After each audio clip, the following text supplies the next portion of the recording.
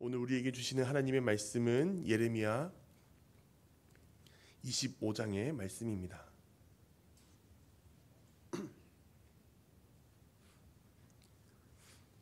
예레미야 25장 말씀을 교독하겠습니다.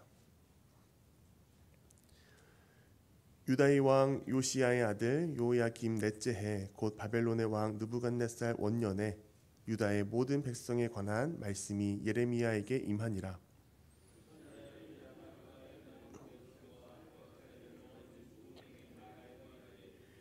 유다의 왕 아몬의 아들 요시야 왕 13째 해부터 오늘까지 23년 동안 여호와의 말씀이 내게 임하기로 내가 너희에게 꾸준히 일렀으나 너희가 순종하지 아니하였느니라.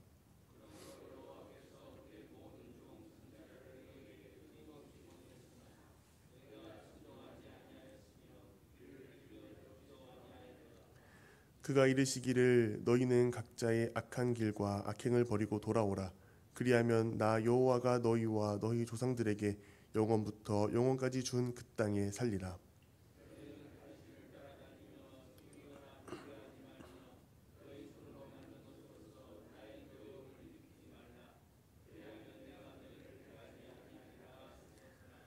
너희가 내 말을 순종하지 아니하고 너희 손으로 만든 것으로서 나의 노여움을 일으켜 스스로 해하였느니라.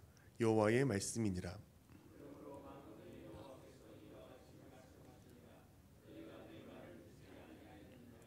보라, 내가 북쪽 모든 종족과 내 종 바벨론의 왕 느부갓네살을 불러다가 이 땅과 그 주민과 사방 모든 나라를 쳐서 진멸하여 그들을 놀램과 비웃음거리가 되게 하며 땅으로 영원한 폐허가 되게 할 것이라. 여호와의 말씀이니라.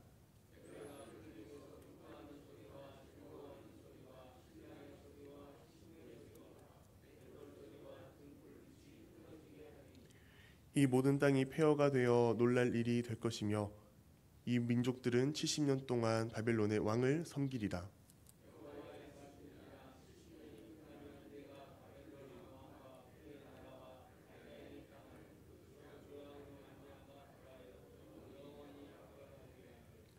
내가 그 땅을 향하여 선언한 바 곧 예레미야가 모든 민족을 향하여 예언하고 이 책에 기록한 나의 모든 말을 그 땅에 임하게 하리라.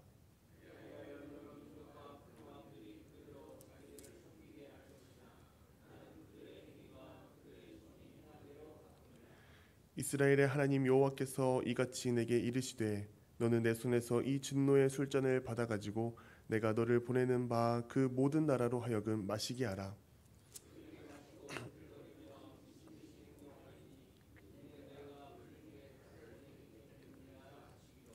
내가 여호와의 손에서 그 잔을 받아서 여호와께서 나를 보내신 바 그 모든 나라로 마시게 하되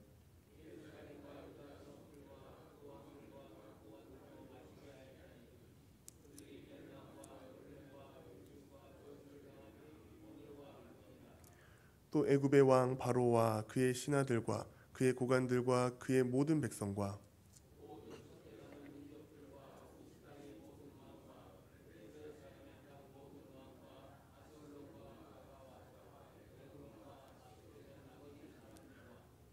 에돔과 모압과 암몬 자손과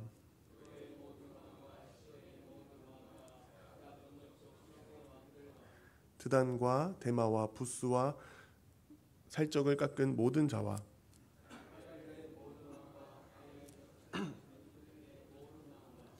시므리의 모든 왕과 엘람의 모든 왕과 메대의 모든 왕과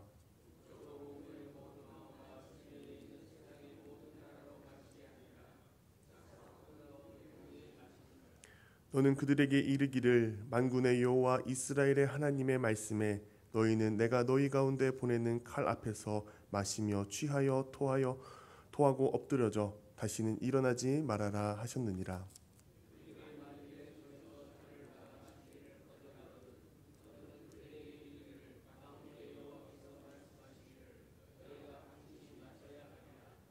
보라, 내가 내 이름으로 일컬음을 받는 성에서부터 재앙 내리기를 시작하였은즉 너희가 어찌 능히 형벌을 면할 수 있느냐.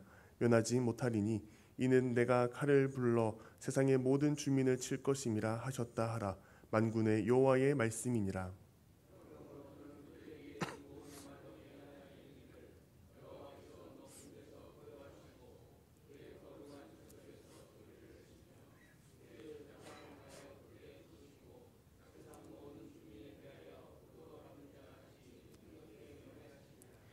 요란한 소리가 땅끝까지 이름은 여호와께서 뭇 민족과 다투시며 모든 육체를 심판하시며 악인을 칼에 내어 주셨음이라. 여호와의 말씀이니라.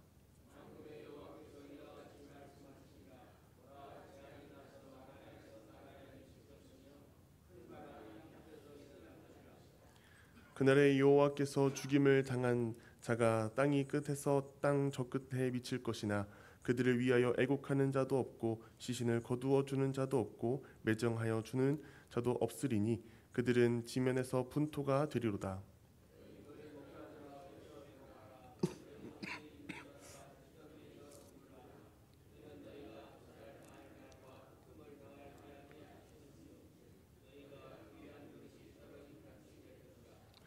목자들은 도망할 수 없겠고 양떼의 인도자들은 도주할 수 없으리로다.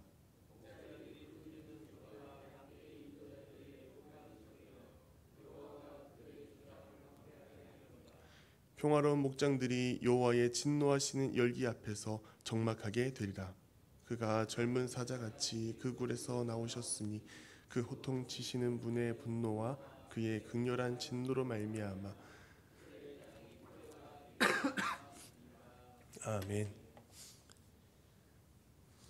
예레미야 25장 말씀은 유다 백성에 대한 하나님의 심판 선언과 바벨론을 하나님의 심판 도구로 사용하시는 그 하나님의 계획과 그리고 궁극적으로 바벨론과 열방에 내려질 심판에 대한 메시지가 담겨 있는 말씀입니다. 1절 말씀에서 오늘 본문 말씀의 배경이 등장합니다. 여호야김 넷째 해 그리고 느부갓네살 원년에 주어진 하나님의 말씀이다라고 1절에서는 이야기를 하고 있습니다. 느부갓네살 왕은 BC 605년에 근동의 패권을 잡는 애굽과 아시리아 연합군과의 갈그미스 전투에서 승리를 거두었습니다. 이 전투에서 아시리아는 힘을 잃었고 바벨론이 힘을 가진 패권을 쥐는 제국으로 떠오르게 되었습니다. 이 전쟁 직후에 느부갓네살 왕은 왕이 되었고 40년 이상 통치하며 바벨론의 전성기를 이끌게 됩니다. 요야김의 아버지였던 요시야도 갈그미스 전투로 향하는 이집트 군을 막으러 가다가 이 무깃도에서 죽임을 당하게 됩니다. 이 갈그미스 전투 그리고 또 아시리아와 애굽과 바벨론의 이 패권 전쟁은 이 유다와는 떼어놓을 수 없는 중요한 사건이었습니다. 이런 전쟁을 끝나고 바벨론이 패권을 잡은 직후에 예레미야에게 주어지는 하나님의 말씀입니다. 3절에 하나님께서 요시야 왕 13년부터 여호야김 4년까지 총 23년 동안 여호와의 말씀이 계속 임했다라고 말씀하고 있습니다. 꾸준히 하나님께서는 그들을 돌이키고자 그들이 다시 하나님께로 돌아오고 회개하게 하고자 수많은 선지자들을 보내주셨습니다. 3절과 4절 말씀을 보시면 그 말씀을 꾸준히 일렀고 모든 종 선지자를 끊임없이 보냈다라고 말씀하고 있습니다. 그러나 이들은 순종하지 않았고 돌이키지 않았고 하나님의 말씀에 귀 기울이지 않았습니다. 만약에 그들이 돌이켰다면 하나님께서 그들의 조상들에게 준 땅에서 영원히 살게 하셨겠지만 그들은 다른 신을 따라다니고 섬기며 경배했고 자신들의 손으로 만든 우상들에게 경배했습니다. 이 백성이 하나님의 말씀에 순종하지 아니하고 계속해서 우상을 숭배하고 하나님을 떠났던 이유는 무엇일까요? 그들의 완악함과 그들의 완고함이 그 하나의 이유일 것입니다. 또한 다른 이유를 찾아보면 오늘 말씀을 보시면 그들 주변에서 이루어지는 정치적, 현실적 문제들을 보면 그들은 혼란스러웠습니다. 아시리아가 몰락하기 전까지 유다는 그들의 강력한 영향력 아래에 있었습니다. 아시리아가 흔들리자 유다 왕 요시야는 애굽과 아시리아의 연합을 막기 위해 애굽과 싸우다 전사했습니다. 아시리아가 힘을 잃고 난 이후에 이집트의 영향력이 일시적으로 커지기도 했습니다. 그런데 갑자기 바벨론의 강력한 군대가 그 모든 지역을 장악하고 패권을 잡기 시작했습니다. 유다는 이 거대한 제국들 사이에서 휘청이는 작은 나라에 불과했습니다. 그러면서 이렇게 불안정한 시대에서, 혼란스러운 이 시기에서 지도자들과 백성들은 우리가 생존을 위해서 누구를 선택해야 하는가? 아시리아인가? 바벨론인가? 아니면 애굽인가?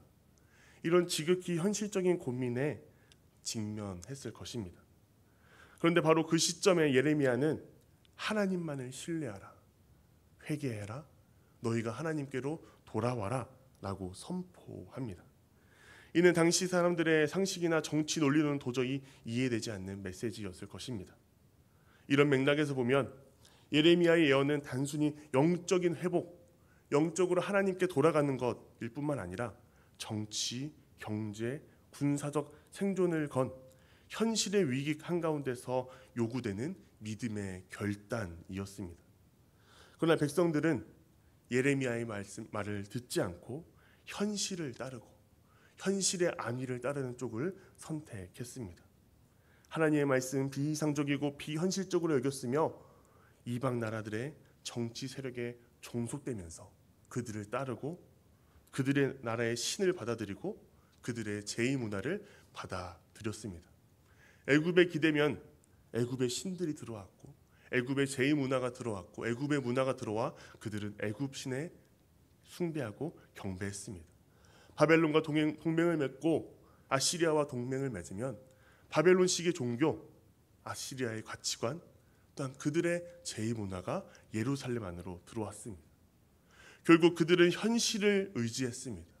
하나님을 의지하는 것이 아니라 세상에 있는 권력과 그 중동의 패권을 잡은 나라들을 의지하여서 그들의 살 길을 찾아 나갔습니다. 현실의 위기 속에서도 우리 성도는요, 하나님을 의지해야 합니다. 하나님의 말씀을 붙들고 하나님의 신실하심과 능력을 바라보는 것이 우리 믿음의 핵심입니다. 하지만 예레미야 시대의 유다 백성들은요, 불안한 현실을 더욱더 크게 바라보고 그 불안한 현실을 이끌어 나가고 있는 아시리아와 바벨론과 애굽을 크게 보고 그들을 붙잡아 그들의 살 길과 생명을 구하고 있었습니다.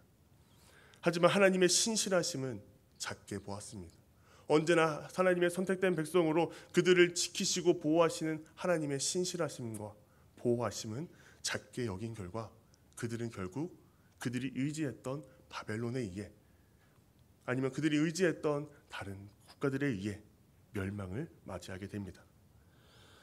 현실이 불안하고 세상이 흔들릴 때 우리는 불안한 현실을 더 크게 바라볼 때가 있습니다. 하지만 위기의 순간은 우리의 믿음의 온전함을 드러내는 시험대입니다. 신앙이란 세상이 흔들릴 때 더욱 하나님의 말씀을 붙드는 선택입니다. 믿음의 사람은 세상의 소리를 크게 듣기보다 하나님의 음성을 조용히 그러나 분명하게 듣는 사람입니다. 우리의 살아가는 세상도 복잡하고 흔들릴 때가 있습니다. 이럴 때일수록 더욱더 주님의 말씀을 붙드는 우리가 되기를 간절히 바랍니다. 그럴 때 우리를 지키시고 보호하시는 하나님의 선하심과 인도하심이 우리의 삶에 가득 넘치게 될 줄로 믿습니다. 다음은 9절부터 14절 말씀입니다.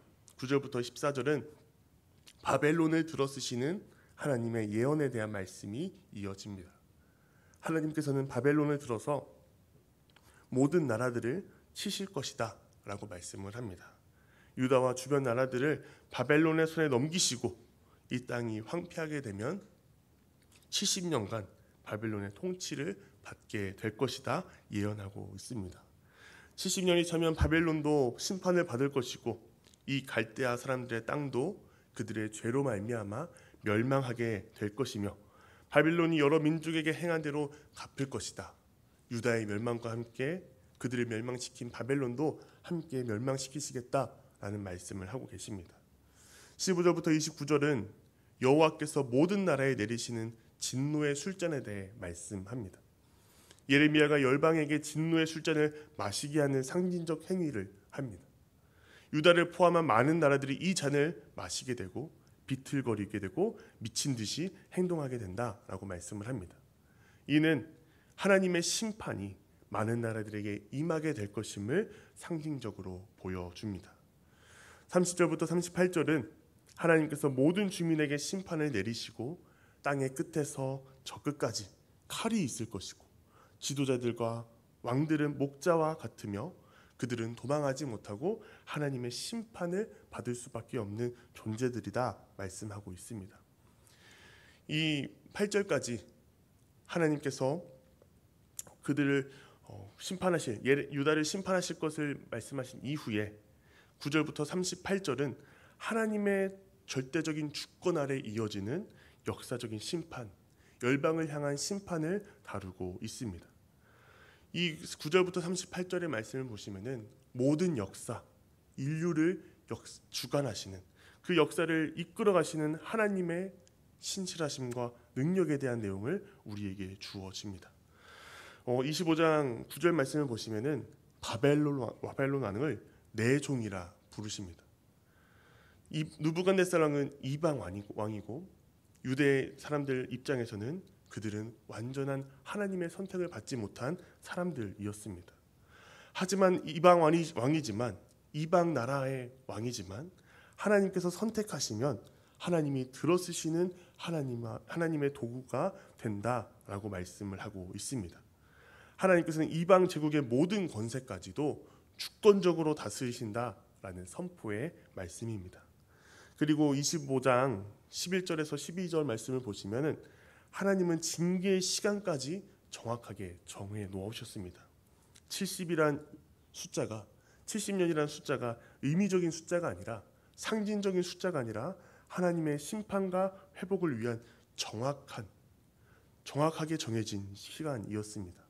이 시간조차 다스리시는 하나님의 주권을 고백하고 있는 말씀입니다.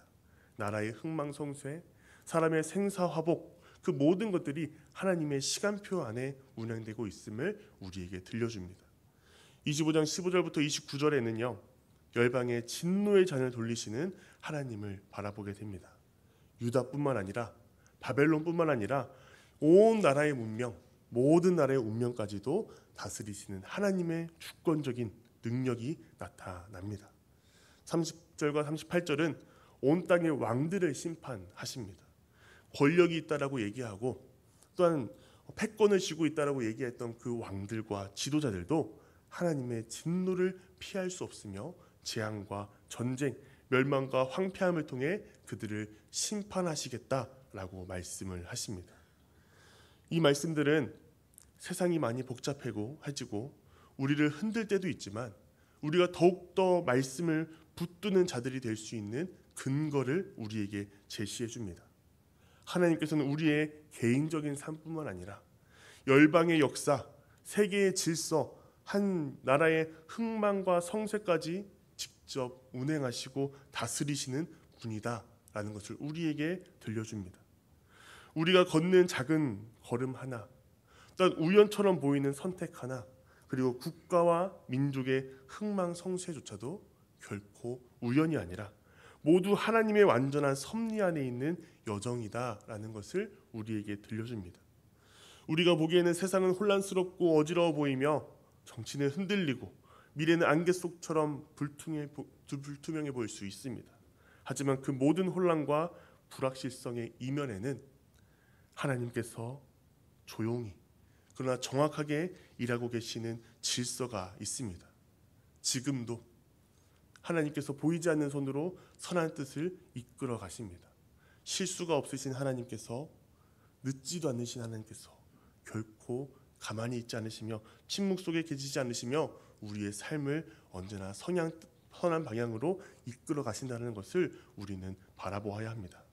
이처럼 하나님께서 역사의 중심에서 살아 역사하시는 분이기 때문에 우리는 세상이 요동칠수록, 세상이 불안할수록 시선이 세상에 가 있는 것이 아니라 말씀에 가 있고, 사람이나 제도에 가 있는 것이 아니라 하나님의 주권 안에 있어야 되고, 언제나 하나님을 붙들고 하나님을 신뢰하며 하나님의 인도하심을 바라보는 모든 성도들이 되시기를 간절히 바랍니다.